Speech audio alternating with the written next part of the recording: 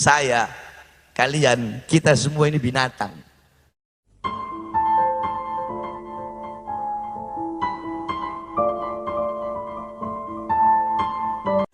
Saudara-saudara, sebelumnya saya mohon maaf, saya tidak bisa lama. Malam hari ini saya ada 6 tempat, ini tempat yang pertama, masih ada 5 tempat lagi. Tolong jangan ada yang ribut, yang di sini tolong duduk, biar di belakang kelihatan.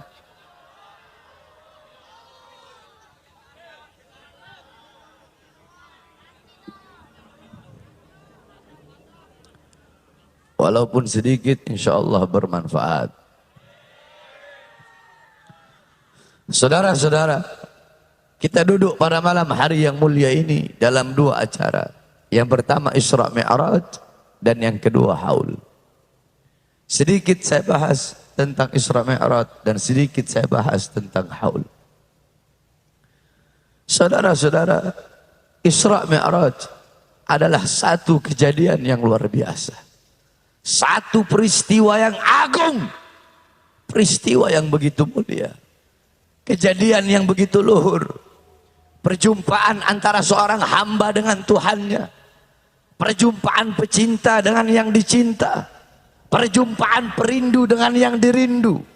Perjumpaan kekasih dengan kekasih.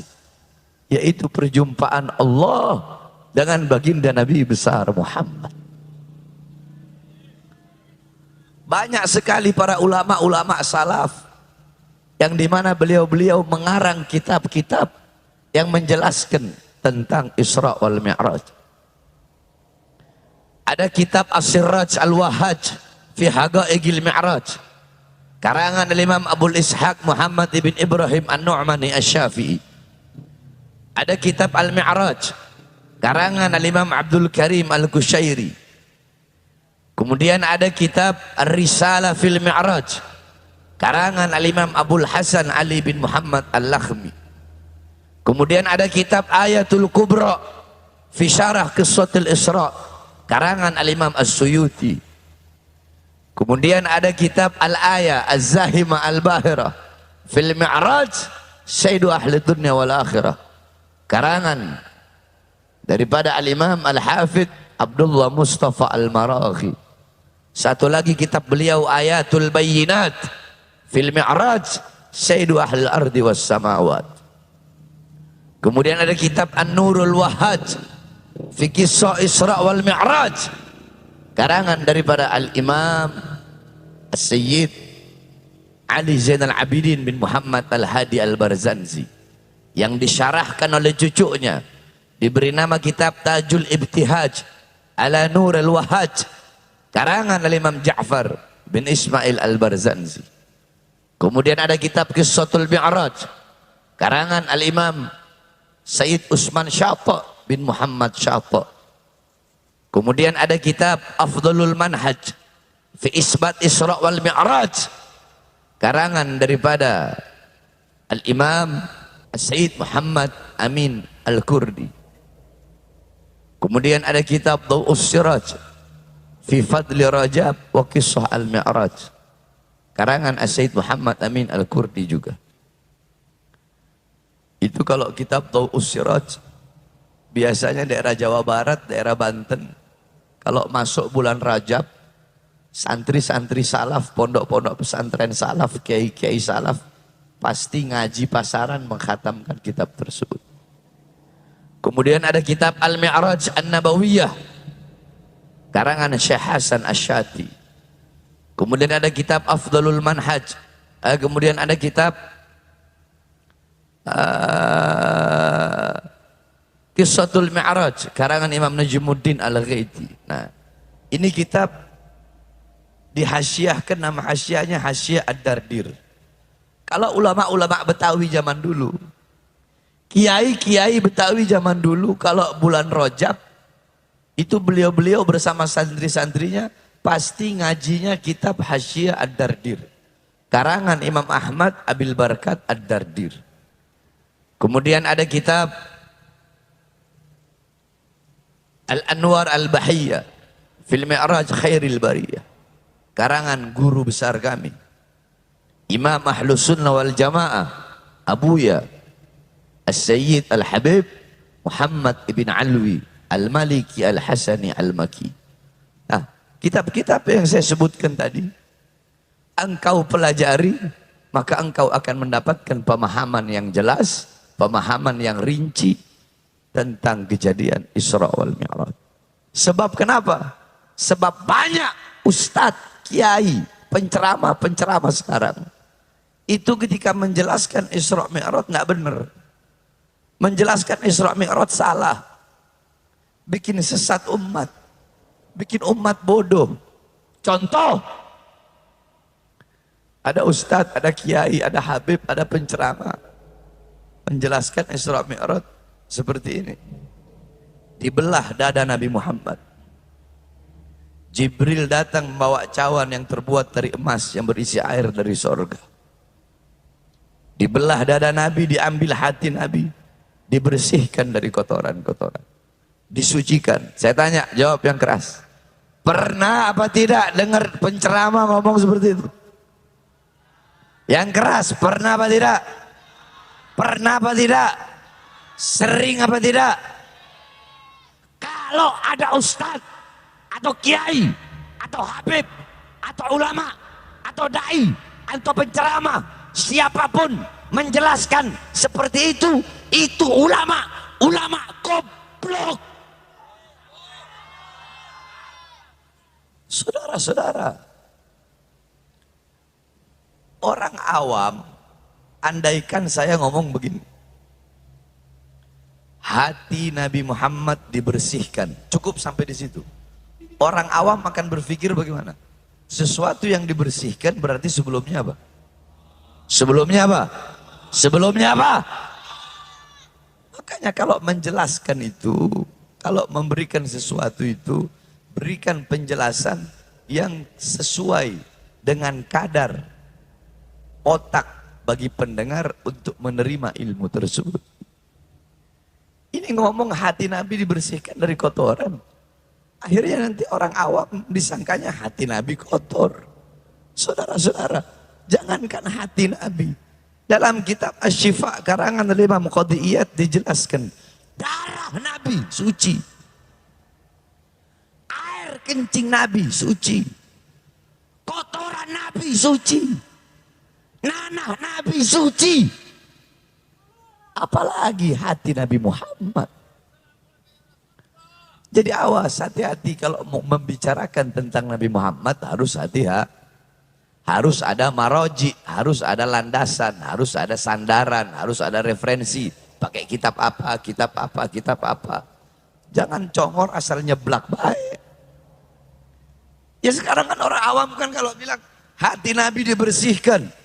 Pemikiran orang awam sesuatu yang dibersihkan sebelumnya apa? Disucikan. Hati Nabi disucikan. Berarti sebelumnya nggak suci dong. Banyak kan penjelasan seperti itu. Nah terus kenapa hati Nabi dibersihkan? Hati Nabi itu dibelah 3 kali, saudara-saudara. Dada Nabi dibelah 3 kali. Bukan berarti hati Nabi kotor, itu namanya tajdid. Tajdid, memperbaharui. Sesuatu yang bersih dibersihkan lagi. Sesuatu yang suci disucikan lagi. Tamsilnya, contohnya, ente punya wudhu, suci kan? Bersih kan? Terus wudhu lagi. Ya begitu contohnya. Jadi awas kalau berbicara tentang baginda Nabi besar Muhammad SAW. Makanya ente pelajari kitab-kitab yang saya sebutkan tadi.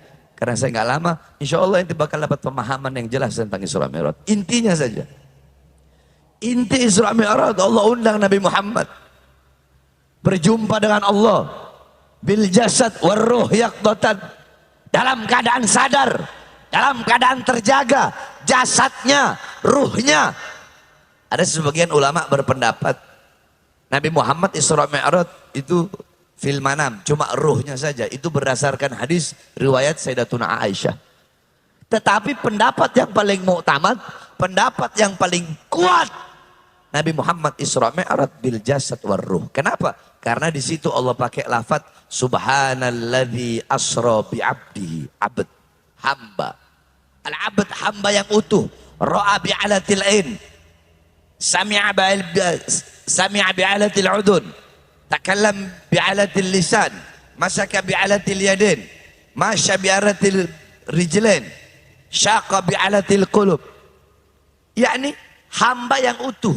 Hamba yang utuh itu adalah hamba yang melihat dengan alat, melihat dengan alat, mendengar dengan alat, berbicara dengan alat, menyentuh dengan alat, berjalan dengan alat, merasa dengan alat. Saya tanya, apakah bisa kalau cuma ruh doang melihat dengan alat mata? Bisa nggak? Sebaliknya, jasad doang tanpa ruh melihat dengan alat mata. Bisa nggak? Nggak bisa. Berarti jasad dan ruh. Bil jasad, jasadnya, ruhnya dalam keadaan sadar, dalam keadaan terjaga, berjumpa langsung dengan Allah Subhanahu wa taala. Bahkan para ulama Al-Imam Al-Qastallani mengatakan, mana lebih mulia, sandal Nabi Muhammad ataukah malaikat Jibril? Malaikat Jibril tidak bisa berjumpa langsung dengan Allah, tetapi Nabi Muhammad bahkan sandalnya berjumpa dengan Allah Subhanahu wa taala. Kenapa sandal itu menjadi mulia? Sandal itu menjadi mulia karena menempel dengan sesuatu yang mulia, yaitu baginda Nabi besar Muhammad. Allah undang Nabi Muhammad untuk apa? Untuk menerima satu perintah. Perintah yang penting, perintah yang utama, perintah yang dimana ketika Allah memerintahkan perintah-perintah yang lain cukup melalui Quran. Jawab, ketika Allah perintahkan zakat melalui apa? Allah perintahkan puasa melalui apa? Allah perintahkan haji melalui apa? Allah perintahkan sedekah melalui apa? Quran. Tapi ketika Allah perintahkan perintah yang satu ini tidak cukup lewat Quran, Allah undang langsung Nabi Muhammad untuk menerima perintah tersebut karena begitu penting dan utamanya perintah itu. Apa perintah itu? Apa perintah itu? Apa perintah itu? Salat. Makanya jaga kau punya salat. Perhatikan kau punya salat. Utamakan kau punya salat. Saudara-saudara, as-salatu ra'sul ibadah. Salat adalah kepalanya ibadah. Amal ibadah yang lain itu ngikutin salat. Saya tanya, kepala ngikut ekor atau ekor ngikut kepala? Ekor ngikut kepala. Amal ibadah yang lain itu ekor, kepalanya salat. Berarti kalau kau punya salat baik, kau punya salat bagus, kau punya salat sempurna, maka seluruh amal ibadahmu bakal baik, bakal bagus, bakal sempurna, walaupun amal ibadahmu sedikit. Tapi kalau kau punya salat rusak, kau punya salat hancur, kau punya salat berantakan, maka seluruh amal ibadahmu rusak, hancur, berantakan, walaupun amal ibadahmu banyak.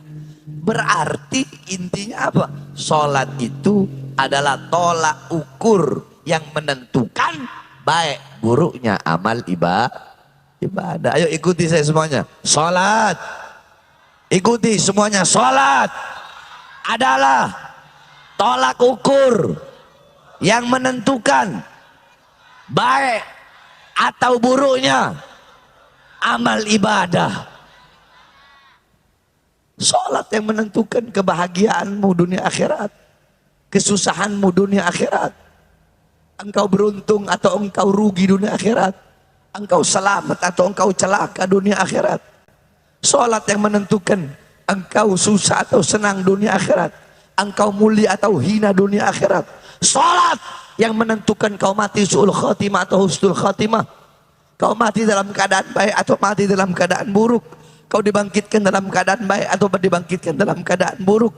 Salat yang menentukan kelak di padang mahsyar, apakah kau akan selamat, kau akan dinaungi dengan cahaya Allah, atau tenggelam dalam lautan keringatmu sendiri.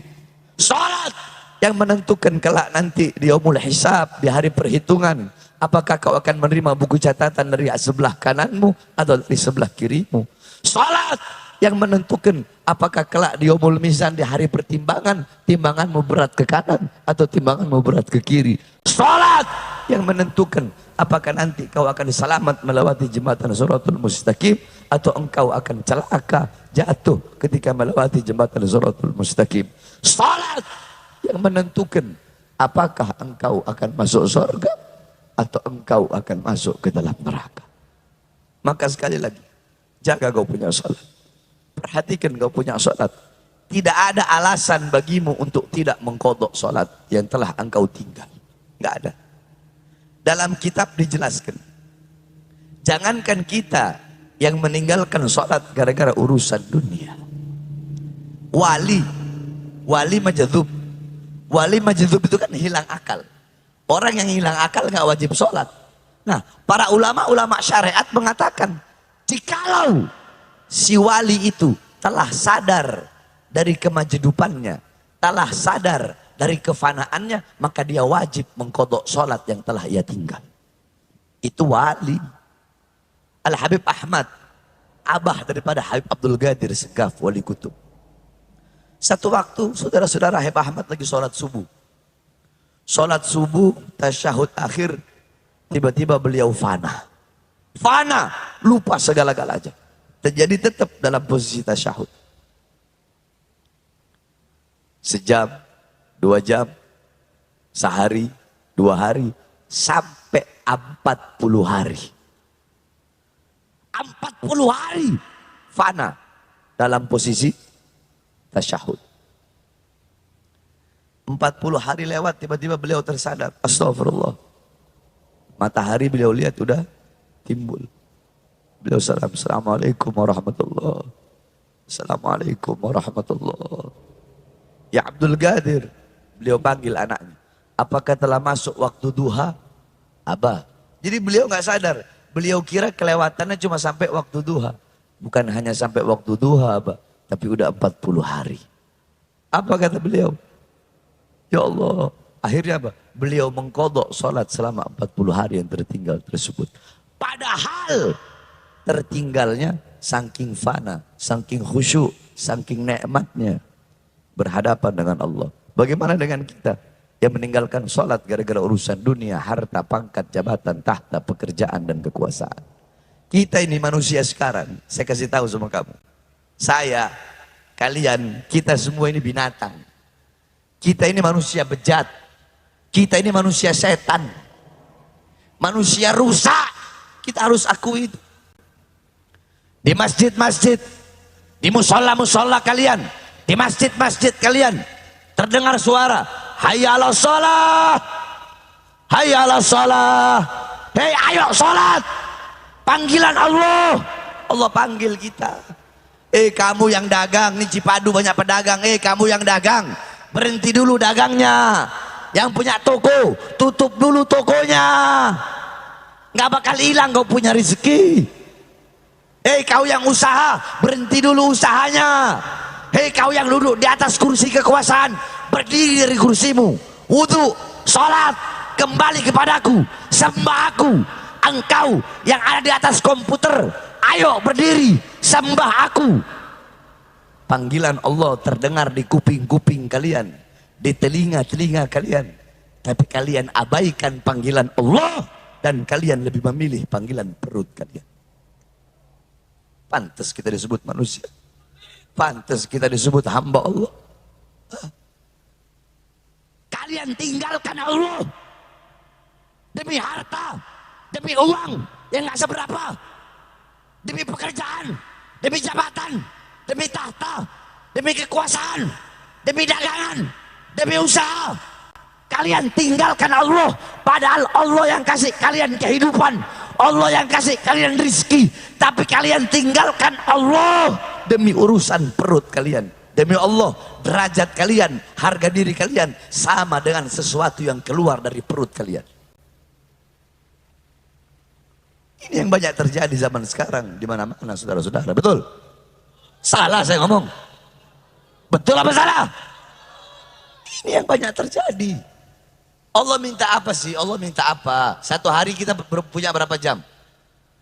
Satu hari berapa jam? 24 jam.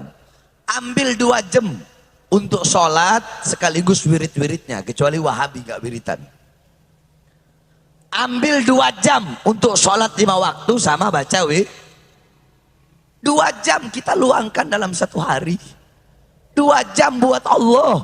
Masih ada 22 jam untuk urusan duniamu, untuk urusan perutmu, dagangmu, bahanmu, kainmu. Masa tamak rakus kau ambil semua waktu 24 jam untuk urusan dunia, sampai kau tinggalkan kau punya Allah Subhanahu wa ta'ala. Keterlaluan kita ini, saudara-saudara. Kamu tahu, seekor babi berkata, ana syarrad dabbah. Aku binatang paling hina, kata babi. Aku binatang paling hina. Aku binatang paling biadab. Aku binatang paling najis. Aku binatang paling buruk, kata babi. Tapi seburuk-buruknya aku, kata babi, sehina-hinanya aku, ada yang lebih hina dari aku. Ada yang lebih buruk dari aku. Siapa? Orang yang meninggalkan sholat 5 waktu dengan sengaja. Saya tanya, jawab yang keras. Berarti kalau ada yang meninggalkan sholat, berarti itu orang siapa? Kurang keras siapa? Siapa? RT nggak sholat, RT apa? RW nggak sholat, RW apa? Lurah nggak sholat, lurah apa? Camat nggak sholat, camat apa? Bupati nggak sholat, bupati apa? Wali kota nggak sholat, wali kota apa? Gubernur nggak sholat, gubernur apa? Presiden nggak sholat, presiden apa? Polisi nggak sholat, polisi apa? Tentara nggak sholat, tentara apa? Ustadz nggak sholat, ustadz apa? Kiai nggak sholat, kiai apa? Habib nggak sholat, habib apa? Santri nggak sholat, santri apa? Bukan babi, lebih babi dari babi. Kan babi udah bilang, aku lebih mulia. Berarti lebih babi dari babi. Makanya jaga kau punya sholat. Beb, saya nggak bisa sholat awal waktu. Nggak bisa sholat awal waktu, sholat tengah waktu. Beb, nggak bisa sholat tengah waktu. Nggak bisa sholat tengah waktu, sholat akhir waktu. Beb, nggak bisa sholat akhir waktu. Itu udah terakhir akhir waktu. Beb, nggak bisa sholat di masjid, sholat di rumah. Beb, nggak bisa sholat jamaah, sholat sendiri. Beb, nggak bisa sholat berdiri, sholat dulu. Beb, nggak bisa sholat duduk, sholat di. Yang penting jangan tinggalkan sholat. Khususnya anak muda. Anak muda, kalian as-salatu imaduddin. Sholat itu tiangnya agama. Jangan sampai kalian para pemuda-pemudi Islam, tiang agama Islam yang telah berdiri kokoh di seluruh dunia, jangan sampai kalian sendiri yang merobohkan tiang agama kalian. Saudara-saudara, yang paling banyak merusak Islam ini bukan orang, bukan Kristen, bukan Buddha, bukan Hindu, bukan. Bukan Nasrani, bukan Katolik, bukan agama lain. Yang paling banyak merusak Islam, yang paling banyak bikin hancur Islam, yang paling banyak meremehkan syariat Islam, justru orang Islam sendiri. Kita ngomong di Indonesia. Ayo saya tanya, jawab yang keras. Di luar sana, yang paling banyak melacur siapa? Orang Islam apa bukan? Jawab yang keras, yang paling banyak melacur siapa? Siapa? Yang paling banyak mabok siapa? Yang paling banyak jadi preman siapa? Yang paling banyak masuk penjara siapa? Yang paling banyak nggak perawan siapa? Yang paling banyak kasus pembunuhan siapa? Yang paling banyak melecehkan Islam siapa? Orang Islam sendiri yang merusak Islam. Makanya sholat itu tiang agama. Tiangnya jaga, perkuat, perkokoh, wahai anak-anak muda. Dengan apa? Dengan meramaikan masjid-masjid kalian, meramaikan musola-musola kalian. Ini enggak, ayo. Saya ini tahu, kalau setiap subuh, paling banyak di musola, di masjid itu orang tua yang bungkuk-bungkuk. Benar kan? Kemana kalian anak-anak muda?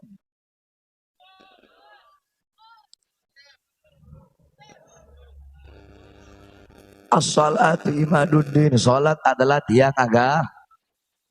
Saya tanya anak-anak muda, siap perkokoh tiang agama? Siap perkuat tiang agama? Bagaimana caranya, Beb? Satu, dengan menjaga salat. Jaga salat. Ramaikan masjidmu, ramaikan kampungmu. Jadikan kampungmu kampung Nabi Muhammad.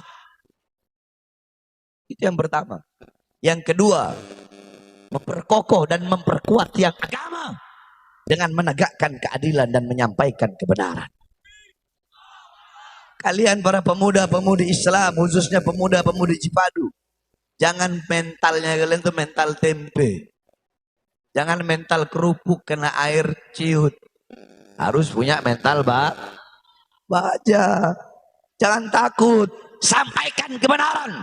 Tegakkan keadilan. Jangan pernah kalian tunduk kepada kezaliman. Tunduk kepada kemungkaran.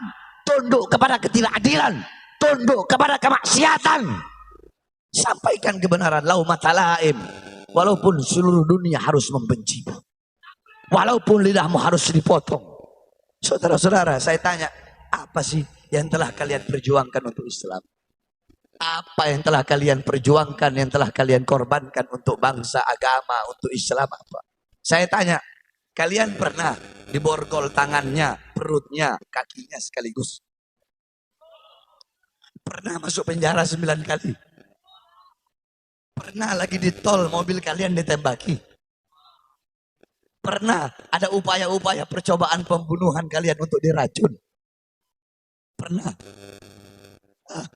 Pernah kalian berada dalam sel, yang sel itu berada di tengah-tengah pulau Nusa Kambangan. Selnya cuma ukuran 1 meter, panjangnya 1,5 meter. Pernah?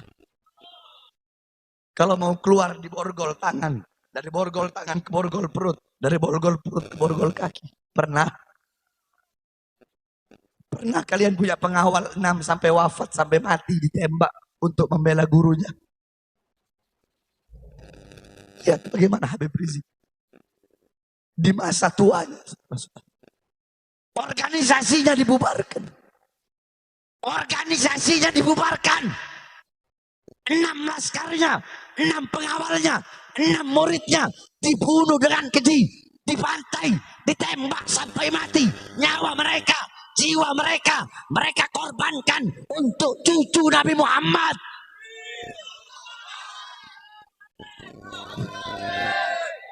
Ente orang apa ngomong cinta sama Habib apa? Yang telah kalian korbankan apa? Beliau di penjara di masa tuanya. Saya berkali-kali masuk penjara.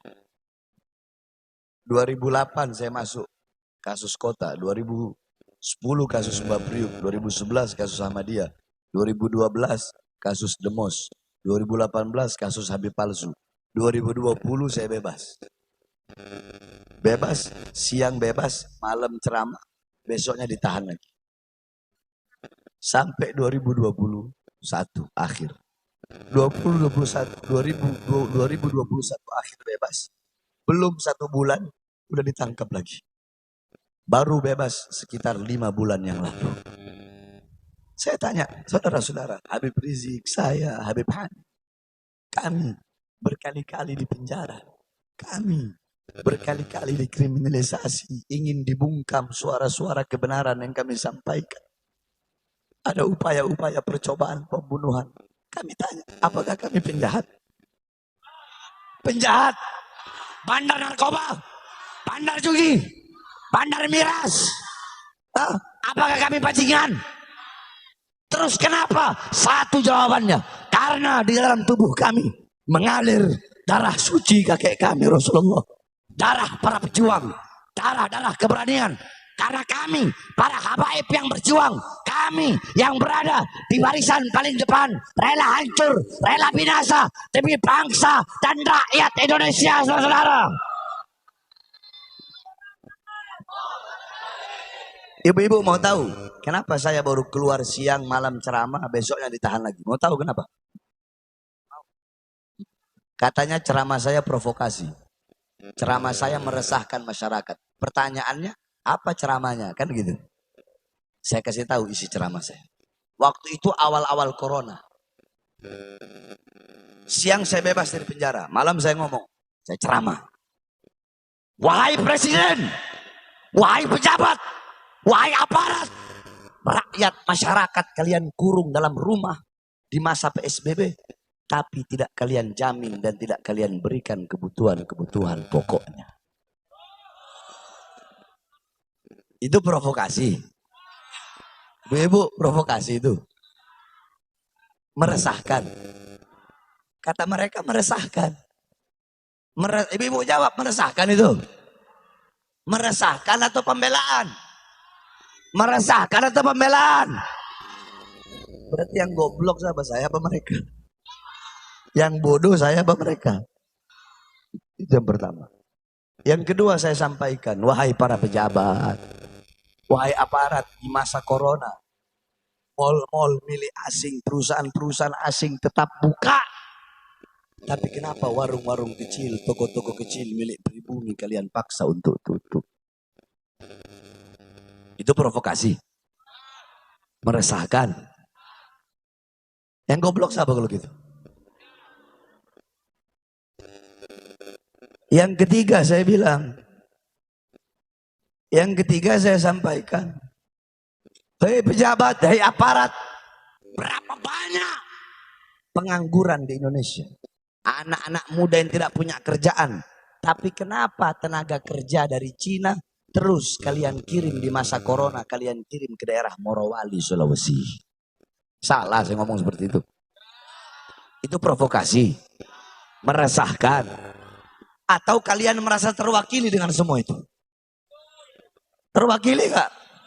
Terwakili tidak? Terwakili tidak? Nah, ceramah itulah yang membuat saya ditahan lagi dibawa ke Nusa Kambangan. Di borgol tangan saya. Dari borgol tangan nyambung ke borgol perut. Dari borgol perut nyambung ke borgol kaki. Dibikin seperti penjahat besar, saudara-saudara.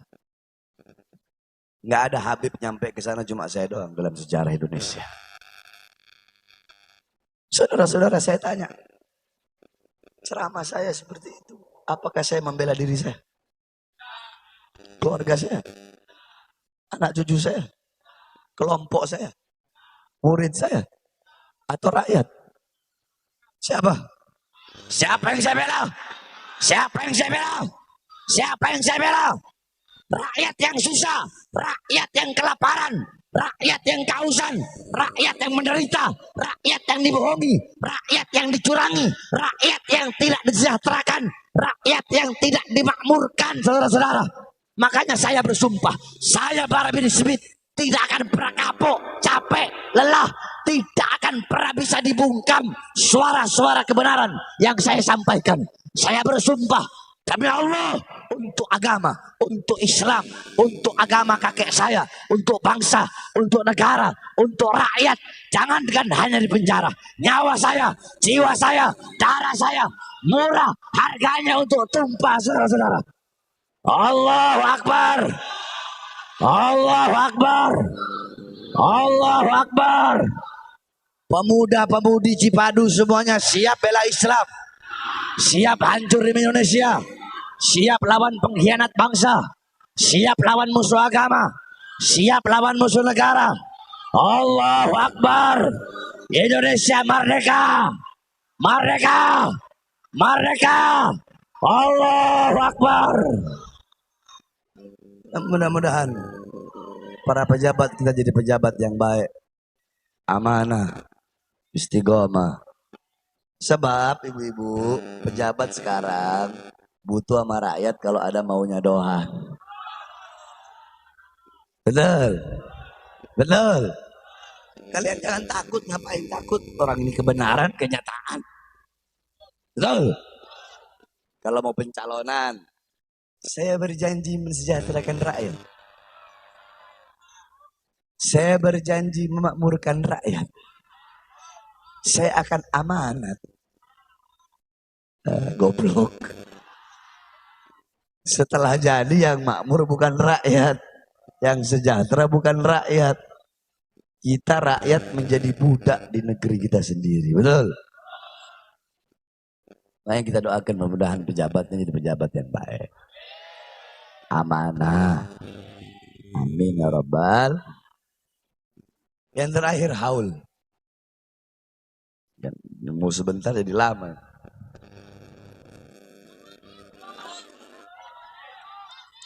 Haul, perhatikan. Haul itu punya 3 makna. Punya berapa makna? Yang pertama maknanya haul, artinya haul itu adalah sekeliling, sekitar. alladzi barakna haulahu, yang kami berkahi sekitarnya, sekelilingnya. Yang kedua, haul itu artinya daya, upaya. La haula wala, tidak ada daya, tidak ada upaya. Haul yang ketiga artinya perputaran waktu 1 tahun. Jadi setiap perputaran waktu 1 tahun itu namanya haul. Nah, haul itu ada dua. Ada haul para wali, para aulia, haul orang-orang soleh, yang dimana dibacakan manakibnya, sejarah hidupnya, agar kita yang duduk di majelis hall itu bisa mengambil intifa, ibro, istifadah, pelajaran, manfaat dari sohibul hall. Contoh di Jakarta, ya, masyarakat Betawi, ada hall Habib Ali bin Abdurrahman Habsyi Kuitang, tahu kan? Ada hall Habib Salim bin Ahmad bin Jindan Otista, ada hall Habib Kuncung, betul. Ada hall Kampung Bandan, ada hall Habib Hasan Muhammad Al-Haddad Priuk. Di Tangerang ada hall Keramat Panjang, ya. Terus hall apa lagi? Di Bogor ada hall Abdullah bin Muhsin Al-Attas, Keramat Empang. Di Sukabumi ada hall Habib Syekh Al-Attas. Belum di Jawa Tengah ada hall Solo Habib Ali bin Muhammad Habsyi, Habib Ali bin Ali Muhammad Habsyi, Habib Anis bin Ali Habsyi. Ada hall Jogja, hall Habib Ahmad Tempel. Ada hall Pekalongan, Al-Attas, hall Haddad Tegal Jawa Timur, hall Habib Soleh Tanggul, hall Habib Ja'far bin Jakhar Segap Pasuruan, hall Habib Abu Bakar Segap. Nah, hall para wali ini kita hadir, kita duduk mengambil berkah, agar kita bisa mengambil dari sejarah hidup beliau, agar menjadikan beliau sebagai teladan, uswah, qudwah dalam kehidupan kita sehari-hari. Ini haul yang pertama yang saya maksud. Nah, haul yang kedua yang saya maksudkan pada malam hari ini menjadi bukti, ini menjadi tanda bahwasanya anak-anak yang ditinggalkan oleh almarhum Haji Samlawi dan Haja Siti Hujah adalah anak-anak yang soleh dan soleha. Kenapa? Karena anak-anak yang beliau tinggalkan mengundang kita duduk di sini untuk mengadakan acara haul orang tuanya. Saudara-saudara, berbakti kepada kedua orang tua bukan hanya semasa hidup saja, tetapi kewajiban kita sebagai anak berbakti kepada orang tua. Walaupun telah wafat, walaupun telah meninggal dunia, wajib berbakti kepada kedua orang tua. Dengan apa? Dengan mendoakan kedua orang tua yang telah wafat dan telah meninggal dunia. Idza mata ibnu Adam in qata amaluhu illa min thalatha, sadaqatin jariyah, al ilmu yantafa'u bih, wa waladun salih yad'u lah. Apabila manusia wafat, terputus seluruh amalnya. Masih hidup kita sholat, dalam kubur nggak bisa sholat. Masih hidup kita puasa, dalam kubur nggak bisa puasa. Masih hidup kita haji, dalam kubur nggak bisa haji. Tapi apabila masih hidup kita tinggalkan 3 amal ini, pahalanya mengalir terus sampai hari kiamat. Salah satunya anak soleh yang mendoakan kedua orang tuanya. Nah, ini bukti Haji Andi mengundang kita duduk di sini. Tadi dibacakan Yasin, tahlil, tahmid, tasbih, takbir, tamjid, sholawat, yang semuanya itu dihadiahkan untuk almarhum dan almarhumah, yang insya Allah itu akan menjadi ladang, itu akan menjadi pahala, akan menjadi makanan, akan meluaskan kuburnya, menerangkan kuburnya, yang dimana akan mengalir pahalanya sampai datangnya hari kiamat. Nah, kalian yang punya anak, ya, bapak-bapak, ibu-ibu yang punya anak, jangan ngarep. Nanti kalau saya mati, anak saya bakal kirimkan doa. Nanti kalau saya mati, anak saya bakal bikin acara hall. Jangan ngarep pengen punya anak seperti itu. Kalau masih hidup, kalian tidak pernah didik anak-anak kalian dengan pendidikan baginda Nabi besar Muhammad.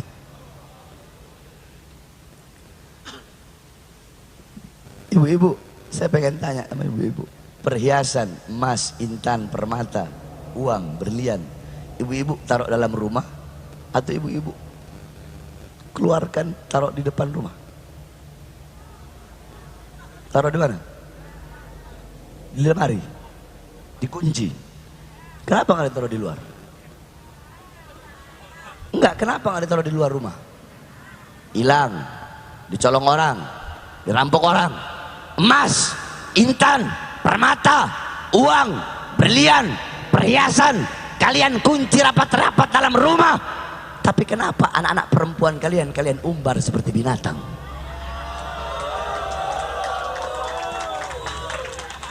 Lu jangan seneng lu. Belum kelar. Kalian bapak-bapak pergi pagi pulang malam cari nafkah, iya kan? Untuk memberi makan jasmani anak istri kalian. Saudara-saudara, saya tanya, tahu curut? Curut itu dia nyari nafkah nggak, nyari makan nggak buat anak-anaknya? Berarti kalau kewajiban kalian hanya memberi makan jasmani anak istri, apa bedanya sama curut?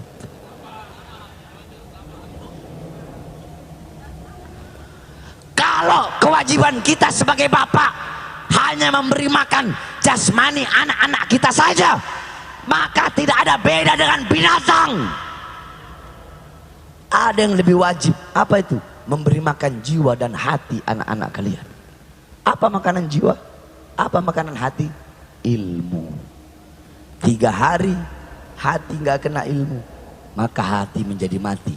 Tanyakan kepada diri kalian sebagai orang tua, telah berapa lama kalian menjadi sebab hati anak-anak kalian mati? Makanya mumpung masih hidup, kalau pengen punya anak soleh yang nanti doakan kita, didik anak-anak kalian dengan pendidikan baginda Nabi besar Muhammad sallallahu alaihi wasallam. Mudah-mudahan anak-anak kita jadi anak-anak yang soleh dan soleha, jadi anak-anak yang alim-alimah, abid dan abidah, zahid zahidah, wari' wari'ah. InsyaAllah kita memiliki keturunan yang soleh dan soleha. Allah jadikan anak-anak kita penerang bagi mata kita. Allah jadikan anak-anak kita penolong. Allah jadikan anak-anak kita sebagai pemberi syafaat yang bisa menolong kelak kita di yaumil qiyamah. Amin amin ya rabbal alamin. Allahumma ighfir li Haji Samlawi wa Haja Siti Hujjah. Allahumma ighfir lahuma warhamhuma. Allahumma aftah lahuma futuhatal arsy wa rahmal barakah. وشرفهما وكرمهما برؤيا سيدنا المصطفى رسول الله على حدينية ولا بكل نبي صلى الله على حضرة النبي بسر الفاتحة.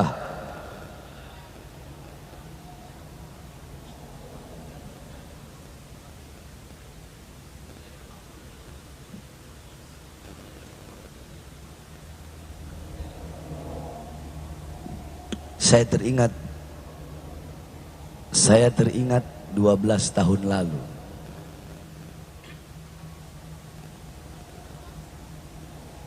12 tahun yang lalu saya ngajar di Cipadu. Coba.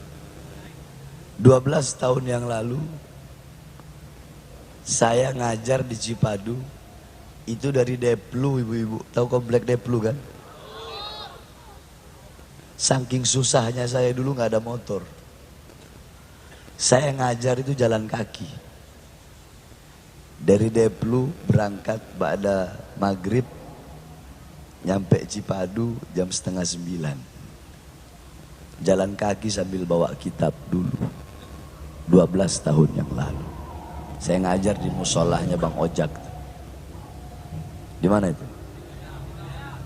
Musolah apa namanya? Al-Hidayah, Gang Nawi. Saya ngajar situ. Saya ngajar situ, saya ngajar di Ceger, saya ngajar di Deplu, di wilayah saya ngajar dulu. Saya teringat 12 tahun lalu ketika saya lewat sini tadi, ya Allah, ini tempat anak jalan kaki. Dulu ibu-ibu jalan kaki. Sekarang alhamdulillah mobil saya 11.